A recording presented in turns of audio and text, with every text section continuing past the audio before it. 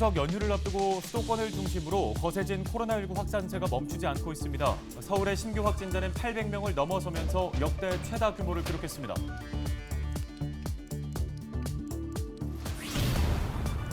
서울시교육청이 목동초등학교 등 9개 학교에 대한 그린스마트 미래학교 사업을 취소했습니다. 사업 계획이 알려지면서 해당 지역 주민들은 졸속 추진, 안전상의 이유로 사업 철회를 요구하는 등 강하게 반발해왔습니다.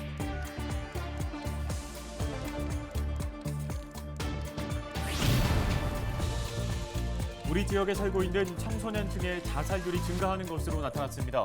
청소년들의 극단적 선택을 예방하기 위한 대책을 의원 발언대에서 고민해 보겠습니다.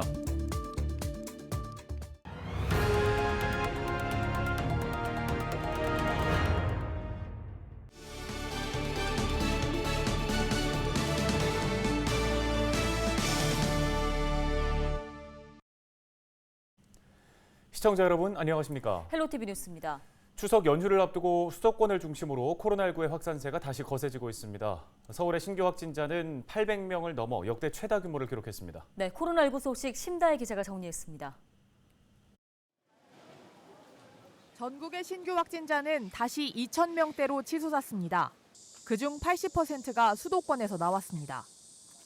수도권의 확진자 규모는 코로나19 유행 이래 최대 규모이며 직장, 특히 외국인 근로자 밀집 사업장을 비롯해서 학원, 체육시설, 노래연습장, 시장, 고시원, 교회 등 사람이 많이 밀집하고 침방울 배출 위험이 큰 거의 모든 장소에서 발생하고 있습니다. 서울에서는 처음으로 800명대의 확진자가 발생했습니다. 종전 최다 기록보다 131명이나 많습니다. 주요 집단 감염으로 송파구 가락시장 관련 16명이 증가했고 강동구 고등학교 관련 5명, 광진구 직장과 용산구 음식점 관련 각각 4명의 추가 확진자가 발생했습니다. 연령대별로 보면 활동이 많은 젊은 층 위주로 확진자가 나왔습니다. 30대가 179명으로 가장 많았고 20대와 40대가 그 뒤를 이었습니다. 특히 추석 연휴 이동량 증가가 예상되어 이 재확산의 위험은 더욱 커지고 있는 상황입니다. 어려우시겠지만 부모님을 비롯한 가족 모두의 건강과 안전을 위해서라도 최소한의 이동과 모임을 요청드립니다. 서울 시민의 67%가 코로나19 1차 백신 접종을 완료했고 2차 접종률은 40%를 육박했습니다. 방역당국은 1차 접종만으로는 안심할 수 없다며 방역 수칙을 철저히 준수해달라고 요청했습니다. 헬로티비 뉴스 심다혜입니다. 양천구 목동초등학교가 그린스마트 미래학교 사업 대상에서 제외됐습니다. 서울시 교육청은 목동초와 대방초 등 그린스마트 미래학교 사업 철회를 요청한 9개 학교의 사업 추진을 보류한다고 밝혔습니다. 그린스마트 미래학교 사업은 오래된 학교 건물을 리모델링해 첨단 정보통신기술 기반 지능형 교실을 설치하는 사업인데요. 목동초 등 사업 대상으로 선정된 일부 학교의 학부모들이 공사로 인한 강제 전학과 모듈러 교실의 위험성 등을 이유로 사업 추진을 반대해왔습니다. 조희연 서울시 교육감은 학교 현장의 갈등을 해소하고 학교의 의견을 존중하는 차원에서 어려운 결정을 내렸다며 사업 추진 보류 이유를 설명했습니다. 서울시 교육청은 또 이미 사업 철회를 신청한 학교 외에 추가로 철회를 희망하는 학교가 나올 경우 해당 학교의 사업 추진을 보류하고 수기 기간을 거치기로 했습니다.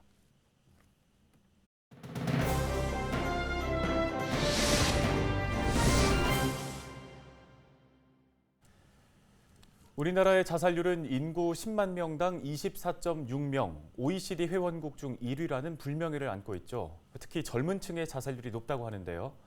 이런 가운데 양천구에 거주하고 있는 19세 이하 청소년층의 자살률이 증가세를 보이고 있습니다. 네, 관련 내용을 양천구 의회의 나상희 의원을 연결해서 들어보겠습니다. 의원님 나와 계십니까? 네, 안녕하세요. 양천구의 나상희 의원입니다. 안녕들 하셨습니까? 예. 자, 최근에 임시회 구정 질문을 통해 양천구의 19세 이하 자살률이 높다고 지적하셨습니다. 정확히 어느 정도인가요?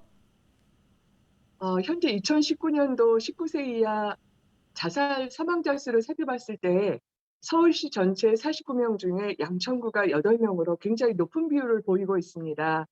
양천구 19세 이하 인구 10만 명당 자살률은 9.1명이고 2018년도 3.4명을 비교해서 보면 3배가량 급증해서 270% 증가로 양천구의 청소년 자살 문제의 심각성을 보여주고 있습니다. 2019년도 기준 전국 9단위 지역이나 서울시와 비교하였을 때 상당히 높게 나타났을 뿐만 아니라 변화 추세 역시 계속해서 증가하는 추세입니다. 황금 다이아몬드 모형을 통한 양천구 자살 사망 위험 지표와 자살 수준 평가를 참고해 주시기 바랍니다. 네, 청소년들의 이 정신 건강을 지원하는 게 좀 시급해 보입니다. 그동안 양천 지역에는 청소년들의 마음을 돌보거나 상담을 해주는 기관이 없었던 겁니까? 있었고요. 이번에 조례를 보면 구청장은 자살 예방 및 자살자의 유족 지원을 위하여 필요하다고 인정하는 업무 등을 수행하기 위해 양천구 자살예방센터를 설치하고 운영할 수 있다고 규정하고 있습니다.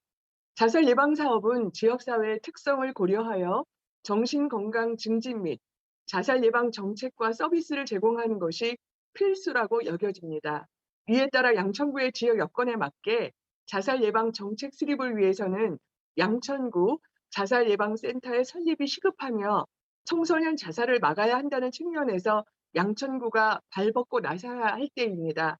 양천구 정신보건복지센터에서는 아동 청소년 정신건강 증진 특화 사업을 전문가의 검사와 평가를 통해 청소년 상태를 파악하며 관련 기관과 네트워킹을 통해 도움을 주고 있습니다.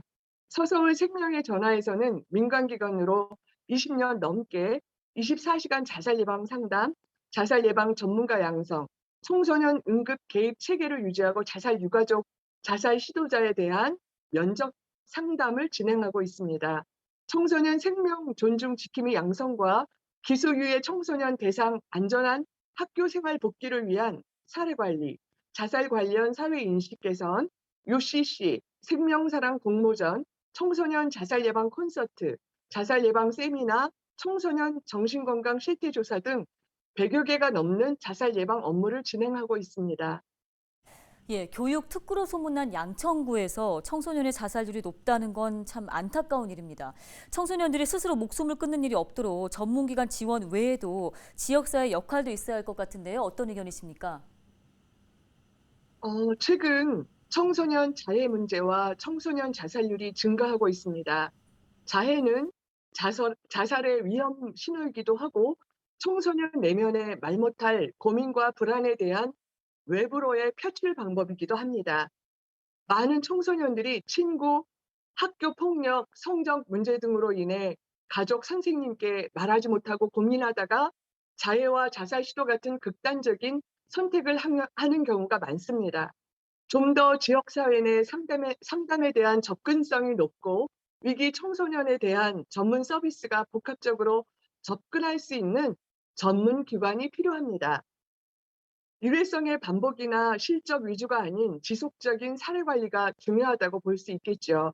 청소년의 교육 콘텐츠 보급과 학교 게이트 키퍼 양성을 통한 학교 자살 예방 대책의 내실화를 기하고 학교 밖 청소년을 위한 인식 개선 캠페인 활성화, 보건소와 청소년 상담기관, 대안학교 등과의 업무 협력이 필요합니다.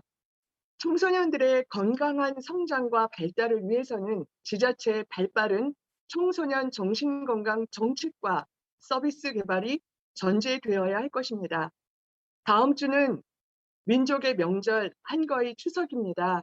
올 한 해 코로나19로 가족들의 사기도 떨어지고 많이들 힘들었지만 바람에 흔들며 피는 꽃이 더욱 향기롭듯이 청소년 여러분들의 멋진 미래와 건강한 가족분들의 축복받는 명절 되시기를 기원드립니다. 청소년 여러분들 사랑합니다. 감사합니다. 네, 오늘 관련 도움 말씀은 여기까지 듣겠습니다. 양천구의회 나상희 부의장이었습니다.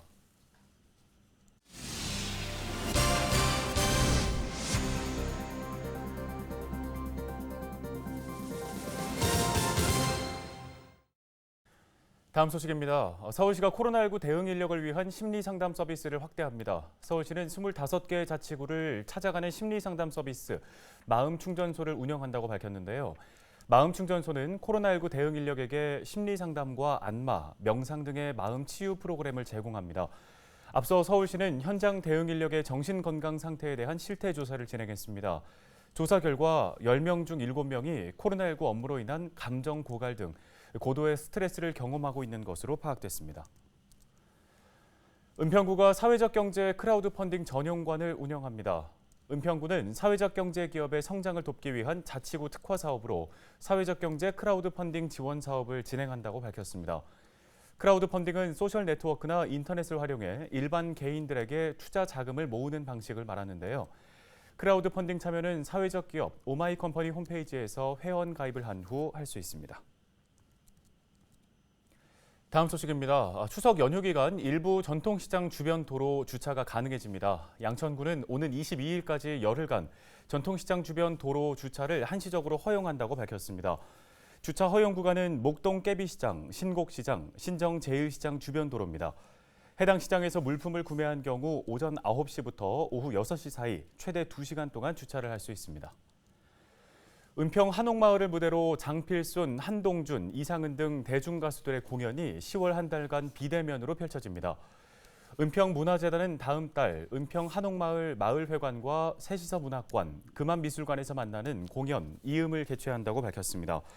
10월 9일과 10일 쉼과 가을 안부를 주제로 가수 이상은, 나윤권의 공연이, 10월 16일과 17일 하림, 장필순, 한동준의 공연이 펼쳐집니다.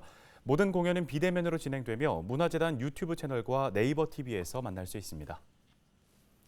헬로티비 뉴스 여기서 마칩니다. 네, 여러분 고맙습니다.